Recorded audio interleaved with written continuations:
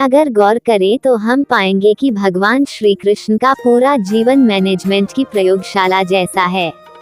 कुरुक्षेत्र में दो सेनाओं के बीच खड़े होकर भारी तनाव के समय उन्होंने अर्जुन को जो ज्ञान दिया वह दुनिया में श्रेष्ठतम है। गीता का जन्म हुआ युद्ध के मैदान में, दो सेनाओं के बीच।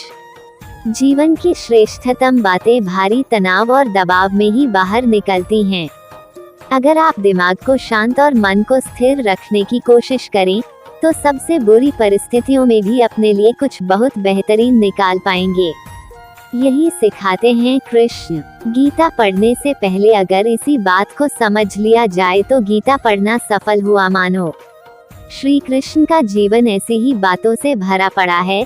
जरूरत है नजरिए की। उनका जीवन आपके लिए माइथोलॉजी का एक हिस्सा मात्र भी हो सकता है और आपका पूरा जीवन बदल कर रख देने वाला ज्ञान भी। ये हमें तय करना है कि हम उनके जीवन से लेना क्या चाहते हैं। श्री कृष्ण मात्र कथाओं में पढ़े या सुने जाने वाले पात्र नहीं, वह चरित्र और व्यवहार में उतारे जाने वाले देव हैं। वो हमें सीख देते हैं कि कभी अगर आपको जीवन की स्थितियों पर रोना आए तो एक बार श्री कृष्ण की जीवनी पर नजर जरूर डाल लें। रोना बंद कर देंगे आप। श्री कृष्ण ने एक जेल में जन्म लिया था और जन्म लेने के तुरंत बाद ही उन्हें रात में ही उफनती यमुना पार कर गोकुल ले जाया गया। तीसरे दिन ही राक्षसनी पूतना उन्हें मारने आ पहुंची और यहाँ से जो संघर्ष का सिलसिला शुरू हुआ वह देह त्यागने तक बना रहा। भगवान श्री कृष्ण का जीवन कहता है, आप कोई भी हो, संसार में आए हैं तो जब तक जीवन है आपको संघर्ष करना ही होगा। वे चाहे श्री कृष्ण हो या पुरुषोत्तम श्री राम, मानव अवतार लेकर परमात्मा भी सांसारिक चुनौतियों से बच नहीं पाए। लेकिन श्री कृष्ण ने कभी किसी बात की शिकायत नहीं की। हर परिस्थिति को जिया और जीता। श्री कृष्ण कहते हैं, परिस्थितियों से भागो मत, उसके सामने डटकर खड़े हो जाओ, क्योंकि कर्म करना ही मानव जीवन का पहला कर्तव्य है। हम कर्मों से ही मुश्किलों को जीत सकते हैं। श्री कृष्ण ने अपनी शिक्षा मध्य प्रदेश के उज्जैन में सांदीपनी ऋषि के आश्रम में रहकर पूरी की थी। कहा जाता है कि 64 दिन में उन्होंने 64 कलाओं का ज्ञान हासिल कर लिया था। वैदिक ज्ञान के अलावा उन्होंने कलाएं सीखी। शिक्षा ऐसी ही होनी चाहिए जो हमारे व्यक्तित्व का रचनात्मक विकास करे। संगीत, नृत्य, युद्ध सहित 64 कलाएं कृष्ण के व्यक्तित्व का हिस्सा बनी। अगर आप विद्यार्थी हैं तो खुद को सिर्फ किताबी ज्ञान तक सीमित ना रखें। अपने कौशल पर ध्यान दें। हरफन मौला बने। अगर आपके बच्चे स्कूल में पढ़ते हैं तो उन्हें अपने व्यक्तित्व को कौशल समृद्ध करने को प्रोत्साहित करें। उनमें कोरा ज्ञान ना भरें। उनकी पढ़ाई ऐसी हो कि उनकी रचनात्मकता को नए आयाम मिलें। कृष्ण ने जीवन भर कभी उन लोगों का साथ नहीं छोड़ा जिनको मन से अपना माना। अर्जुन हो, सुदामा या फिर उद्धव, श्री कृष्ण ने जिसे अपना मान लिया उसका साथ जीवन भर दिया। रिश्तों के लिए उन्होंने कई लड़ाइयाँ लड़ी और रिश्तों से ही कई लड़ाइयाँ जीती। उनके जीवन का सीधा संदेश है, सांसारिक इंसान की सबसे बड़ी धरोहर रिश्ते ही हैं। अगर किसी के पास रिश्तों की थाती नहीं तो वह इंसान संसार में अच्छा जीवन नहीं जी सकता। इसलिए रिश्तों को दिल से जिएं और उन्हें प्रेम से भरपूर बनाए रखें।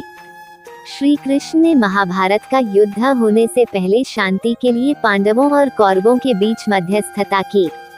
हालांकि दोनों ही पक्ष युद्ध लड़ने के लिए आतुर थे, लेकिन श्री कृष्ण ने हमेशा चाहा कि कैसे भी युद्ध टल जाए।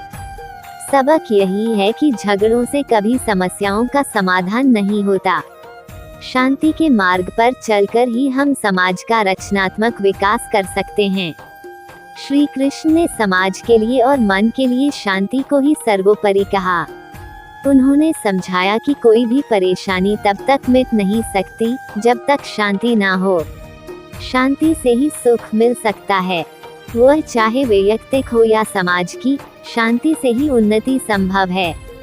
महाभारत की कहानी में जुए की घटना के बाद पांडवों को वनवास हो गया।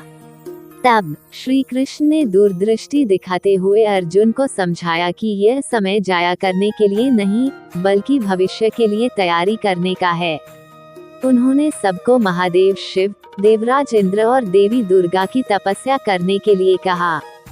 श्री कृष्ण जानते थे कि दुर्योधन को कितना भी समझाया जाए, वह पांडवों को कभी उनका राज्य नहीं लौटाएगा। तब अपना हक पाने के लिए शक्ति और सामर्थ्य की जरूरत होगी। कर्ण के कुंडल कवच पांडवों की जीत में आड़े आएंगे, ये भी वे जानते थे। उन्होंने हर चीज पर बहुत दूरगामी सोच रखी। कोई भी फैसला तात्कालिक आवेश में नहीं लिया। हर चीज के लिए आने वाली पीढ़ियों तक का सोचा।